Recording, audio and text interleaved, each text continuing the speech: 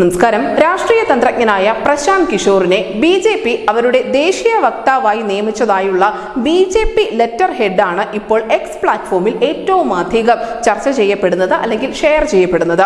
ചൊവ്വാഴ്ച NDTVക്ക് നൽകിയ പ്രത്യേക അഭിമുഖത്തിൽ പ്രശാന്ത് കിഷോർ ബി.ജെ.പിക്ക് മൂന്നാം ഊഴം ലഭിക്കും എന്ന് പ്രവചിച്ചതിന് തൊട്ട് പിന്നാലെയാണ് സമൂഹ മാധ്യമങ്ങളിൽ പ്രത്യേകിച്ചും എക്സ് പ്ലാറ്റ്ഫോമിൽ ഇങ്ങനെ ഒരു പ്രതിഭാസം രൂപപ്പെട്ടത്. പ്രശാന്ത് കിഷോറിന്റെ പാർട്ടിയായ ജൻ സുരാജ് ഈ പ്രതിഭാസം രൂപപ്പെട്ടതിന് തൊട്ട് പിന്നാലെ കോൺഗ്രസിനെ നിശിതമായി വിമർശിച്ചുകൊണ്ട് രംഗത്തെത്തിയിട്ടുണ്ട്. കോൺഗ്രസ് നേതാവ് ജയറാം രമേശ് ആണ് പ്രശാന്ത് കിഷോറിനെ ബി.ജെ.പി അവരുടെ ദേശീയ വക്താവായി നിയമിച്ചതായുള്ള സന്ദേശം ആദ്യം പങ്കുവച്ചത് എന്ന് തെളിയിക്കുന്ന സ്ക്രീൻഷോട്ട് ഉൾപ്പെടെ ജൻ സുരാജ് പാർട്ടി അവരുടെ ഔദ്യോഗിക എക്സ് ഹാൻഡിലിൽ ഇപ്പോൾ പോസ്റ്റ് ചെയ്തിട്ടുണ്ട്. കോൺഗ്രസും രാഹുൽ ഗാന്ധിയും ഒക്കെ നിരന്തരം പറയുന്ന ഒരു കാര്യമുണ്ട്, തങ്ങൾ വ്യാജ വാർത്തകളുടെ ഇരയാണ് എന്നത്.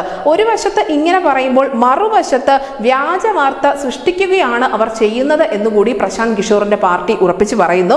എന്തായാലും താൻ നടത്തിയ പ്രവചനത്തിന്റെ പേരിൽ മോദിക്ക് മൂന്നാം ഊഴം ലഭിക്കുമെന്ന് പറഞ്ഞതിന്റെ പേരിൽ തന്നെ കല്ലെറിയുന്ന ആളുകൾ ജൂൺ 4-ാം തീയതി കയ്യിൽ കുറച്ച് വെള്ളം കരുതണം എന്നുകൂടി പ്രശാന്ത് കിഷോർ പറയുന്നുണ്ട്. ഇവരൊക്കെ വെള്ളം കുടിക്കേണ്ടി വരും എന്ന് തന്നെയാണ് അദ്ദേഹത്തിന്റെ വാക്കുകളിൽ നിന്നുള്ള സൂചന.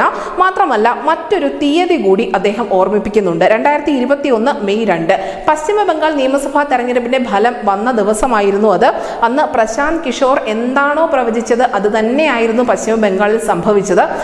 തൻ്റെ ഇത്തരം പ്രവചനങ്ങൾ കൂടി മുന്നിൽ നിർത്തിക്കൊണ്ട് അല്ലെങ്കിൽ തൻ്റെ പ്രവചനം എത്രത്തോളം ആക്യുറേറ്റ് ആണ്, എത്രത്തോളം കൃത്യതയുള്ളതാണ് എന്ന് ഉദാഹരണ സഹിതം വിവരിച്ചുകൊണ്ടാണ് പ്രശാന്ത് കിഷോർ താൻ എന്താണോ പറഞ്ഞത് അതിൽ തന്നെ ഉറച്ചു നിൽക്കുന്നത്.